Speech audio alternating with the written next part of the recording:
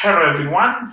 As usual, I'm beginning the week with a video to help you set up your work during the weekend to make it more effective. Um, I'm introducing the content this time using an infographic giving you the different activities you got to do during the different days of the week. Week number 3 is a crucial week in our course because it's the turning point. We are together with the theory. We'll keep on working with theory, but this is becoming more practical.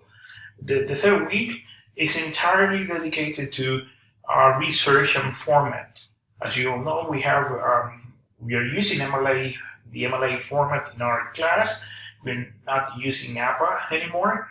We're using MLA, and I explain in detail in the learning object of the week the reason why we're using MLA in composition and rhetoric. I understand that most of the professors from the university in composition and rhetoric are using MLA, and I explain the reason why it's important that we get to work with this style. I organized the week by days, beginning on Monday, recommending that you start working with the learning object of the week. In the learning object, I introduce you to MLA, and I make a logical sequence. So it's important that this time, you pay special attention to the learning object right from the start, because most of you are working with MLA for the first time. In the learning object, together with the book, in your book with Andrew Lamsworth's Everyone's an Author, pages 535 through 590. This is entirely dedicated to research and MLA in your book. In the learning object, I'm asking you, I know that some of you are working with an older version of the book because you mentioned that in the discussions link when you introduce yourselves. For the ones that are working with the older version, published before 2016, it's important that you download from the object a guide, a PDF guide that I am giving you with the 2016 update of MLA. This is a 45-page guide that might appear to be overwhelming the first time you look at it, but the thing is that you need to know where information in the guide appears. It's not that you have to memorize the guide. By no means you have to learn this by heart. As a matter of fact, don't learn any rule by heart. Simply find where every piece of information is in the guide, and then you'll be in great shape. Once you have downloaded the guide, you gotta keep it safe. You gotta keep it with you because you're going to be using this guide from now until the end, when we start documenting the sources that we work with and when we start organizing the list of works cited. In the learning object, and the material that you're supposed to study on Monday and today and tomorrow, I want you to pay special attention to two key concepts. They are integration and documentation of sources. They are on pages 5, 6, and 7. Integration of sources, the way you integrate passive reference into your own writing, the way you work with material from an article or an academic source, and then how you integrate it into your own essay. And documentation, because MLA works with two types of documentations: in-text documentation and documentation in the list of works cited, like a reference list at the end. You may want to pay special attention to the different patterns of integration, and this appears on page 7 of your guide. This is on Monday and part of Tuesday. On Tuesday, you're going to be receiving an email from me, and in a couple of emails, I'm sorry. In the first email, I will give you instructions to start working with your group partners. You know that I arranged 5 discussion groups, and the objective is to work with your essays, and especially with the argumentative essay on week 6, but I'm suggesting that you start getting in touch with your partners right away, and I'm going to give you one idea tomorrow when I send you the email with a worksheet like this. In this worksheet, you're going to have an infographic as well, explaining what you're supposed to be doing with your articles, so as not to leave everything until the end. So you don't want to put off working with the articles until the end. So I'm suggesting making group arrangements so that everyone starts working with 2 articles, and then in that way you can help each other better. In the second email, I'm going to give you the questions that for the video conference that is taking place on Saturday, this coming Saturday. Just the questions. Since you're studying the material, I want you to have the questions already, because you can focus your study better knowing what I'm going to be discussing on Saturday. Then on Wednesday, I made a minor change to the calendar and to the planner. On Wednesday, we start the first participation forum. If you check your D12 now, it's still programmed the discussion to start on Tuesday, but I changed it to Wednesday to give you more time to study the material you have to study.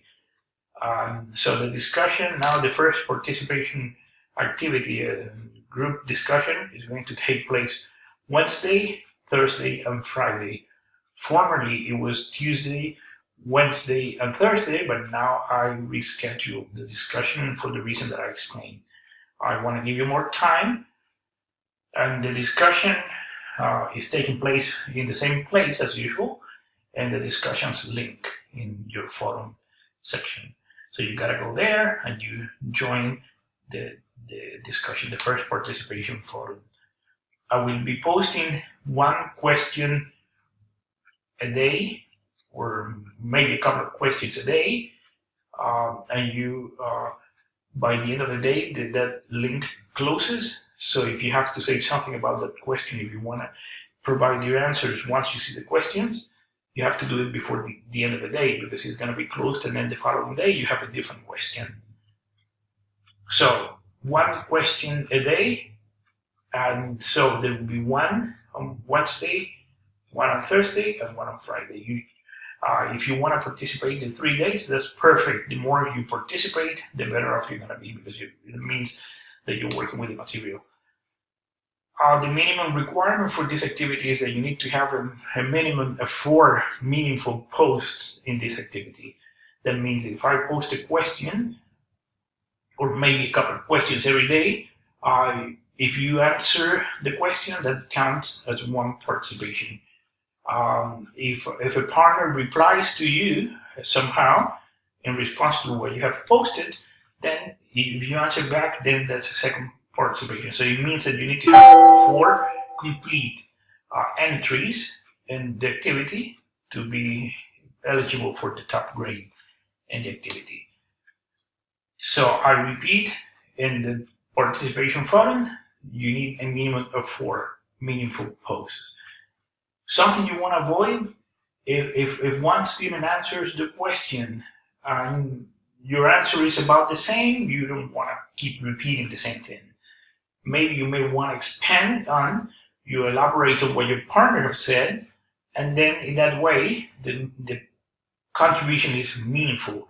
I avoid repeating the same thing over and over. So it's important that you're cautious in this sense, that you know when to put in your word, as Andrew Dunford says.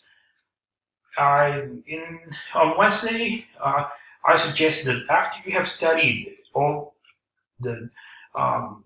about MLA and research, and in the pages that I specify and in the learning object, you start doing the exercises on MLA, all the exercises. There are 3 exercises, and each of the exercises have 6 attempts. I'm giving you this many attempts because the exercise is going to be a little bit more difficult. You have to reconsider your answers. In some cases, the questions are very specific, and they are meant to help you think about the format.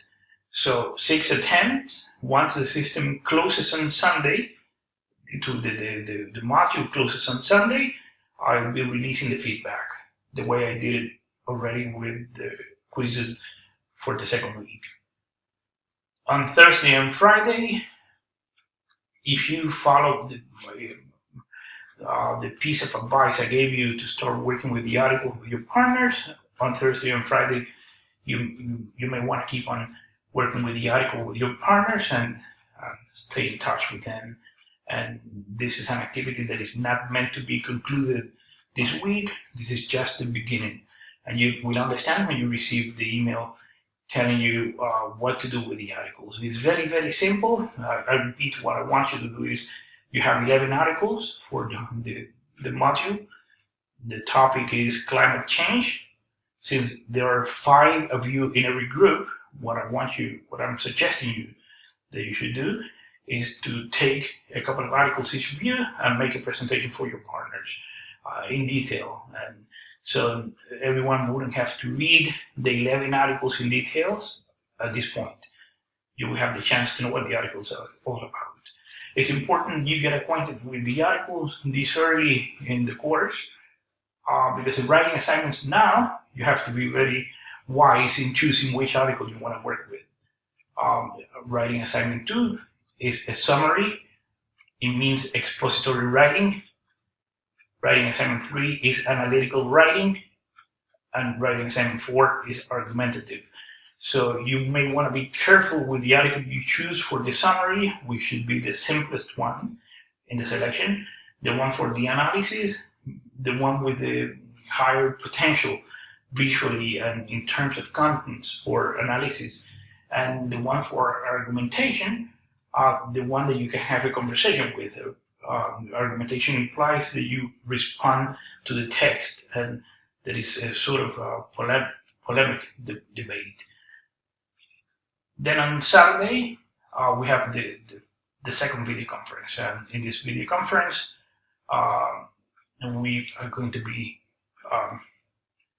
making a closure to the topic almost, because we're going to be working so intensively with MLA that by Saturday you're going to be in wonderful shape and ready to start working next Monday with the writing assignments, specific writing assignments of the course.